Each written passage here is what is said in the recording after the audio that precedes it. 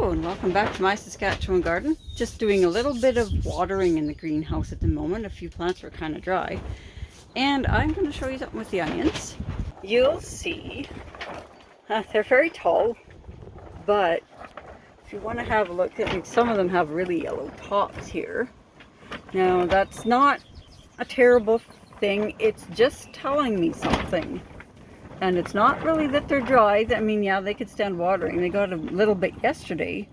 But what it's telling me is that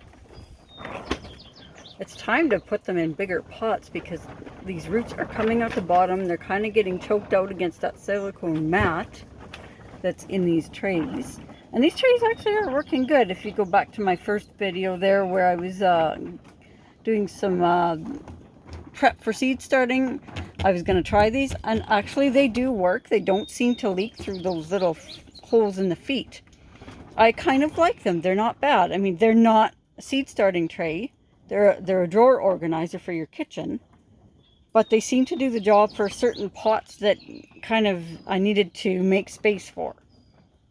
So coming out here, I've washed up a dozen pots, 1-gallon pots, to just get me to planting time. Give them a little more root space there. So we will go through and pot them up and trim them as we go. There we go, all set up. Let me tilt you down so you can see what I'm doing. Now I'll try not to get in the way of the camera here. And shoot it up a little closer. I'm not caught in anything here.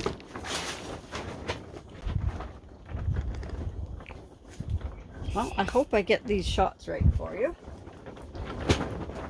So, if we take a look, again, like I say, roots sticking right out the bottom there, they're doing really well. Now what I'm going to do is trim back these bad pieces here. It won't hurt the onions one darn bit.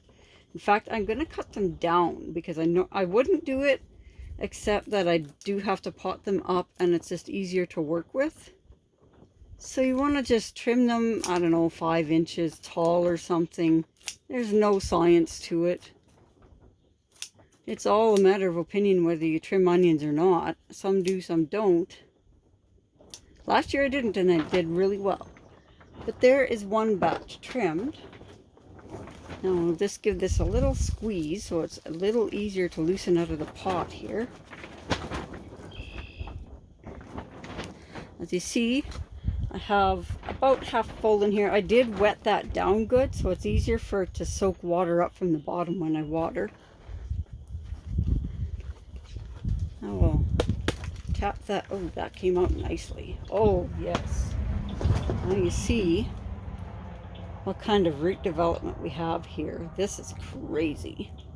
And they still have a few weeks before going out. And we'll gently put that in here, about like so.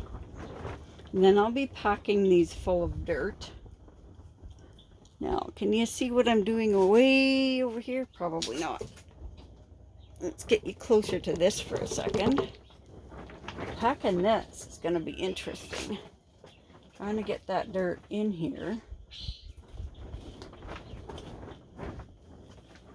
Just to fill that in. I don't want to cover up over the crowns here, where they're out of the soil. Just kind of stuff it in the sides. There we are.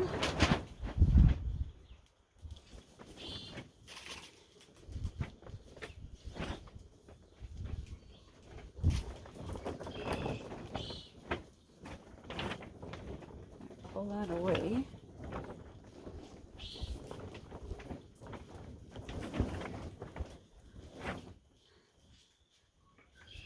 Got that all the way down. No, you know what? I didn't either. Need a lot more packing than I thought.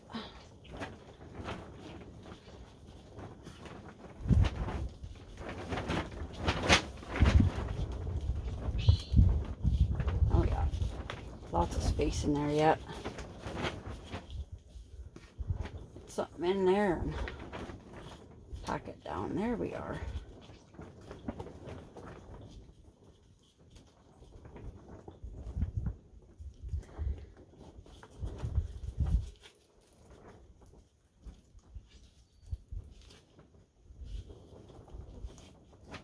Now that looks better. It's pretty decent. Not too buried in there. You don't want to bury them real deep. Have a good look there. And voila, that is potted up. I have 11 more buckets to go here.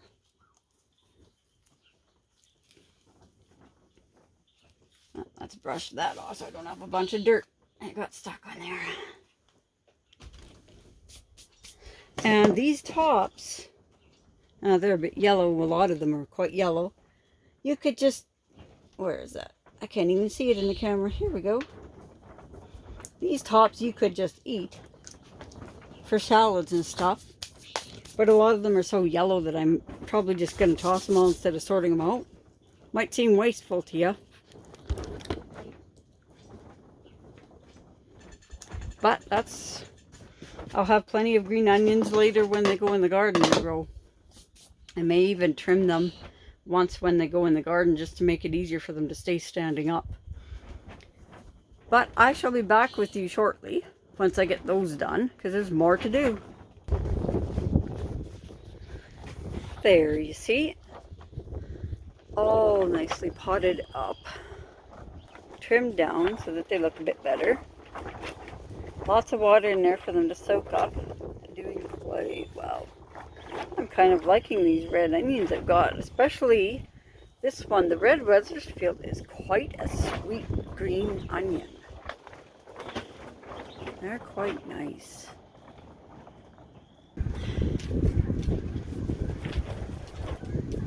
Oh, listen to that.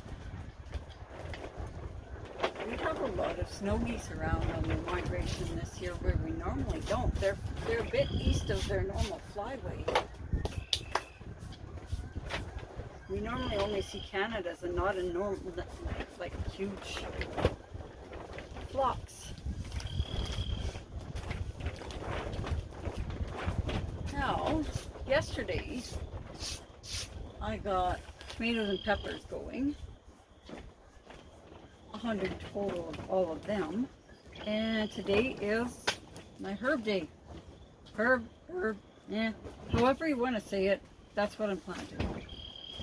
Now my numbers are adjusted for these trays. I had wanted to plant 6 of each, but because these trays have 5 by 10, 50 cells, I thought, well, you know what? Take one number off of that, that's fine. I still have 5 for each one because I have a heck of a lot of herbs. It's going to be 100 plants, just herbs, right? My good hugs just wandered in here. She is such an awesome cat, aren't ya? Come here, honey. Yeah, you're a good girl. But I'll get at this. Cilantro, I'm going to wait because it grows so fast. Licorice mint. There's one of the other mints. Let me sort these out. As you can see, I really don't have anything special in terms of storage. I should do something a little better than this, but it's been working. Basil, basil, basil. I bought so many different basils this year. Lemon catnip. There we go. That's in the middle there. Now, so many of these can, especially mints, can be invasive. Sorry I'm not looking up at you, but I'm sorting this out.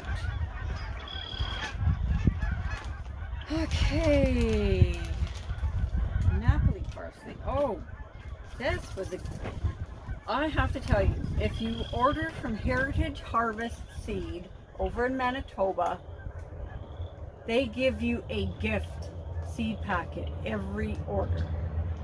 So nice of them, and I discovered some varieties by them sending that I hadn't been interested in before. So I quite highly suggest that if you can order things from them, please do. They're a small company dedicated to heritage, like heirloom seed. They're, and like I said, I mean, yeah, they're a little bit pricier than most, but a small company doesn't have the ability to really get the volume in sales, so don't blame them for that. I didn't put these down for planting. I could do these next year.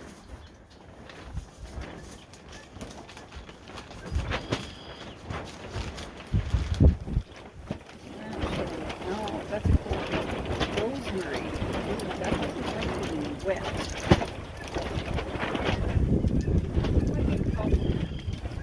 We shall see.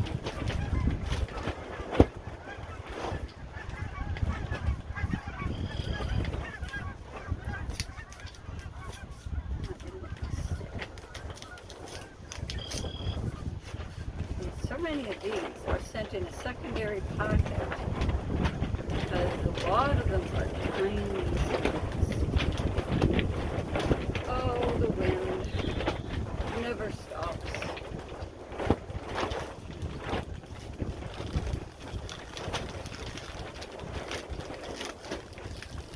Here's a hypothetical or a what if for you.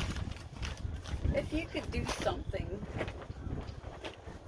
and there wasn't something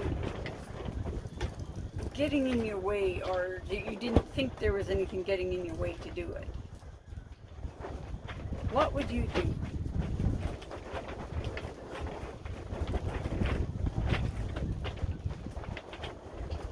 There's probably a lot of things you would probably do. And there's a lot of things I would do. But I've gotten to the point in life, I think, where I don't need to. I can dream about them and I'm fine.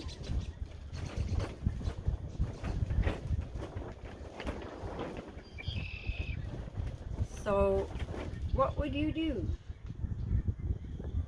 I have some ideas in my head of what I'd like to do now, and they're very much garden and whatever related, like gardening, homesteading, growing food.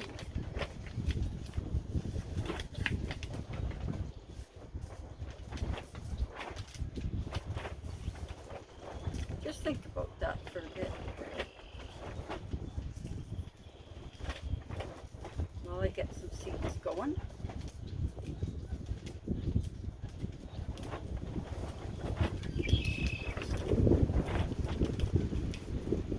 Back when I'm done.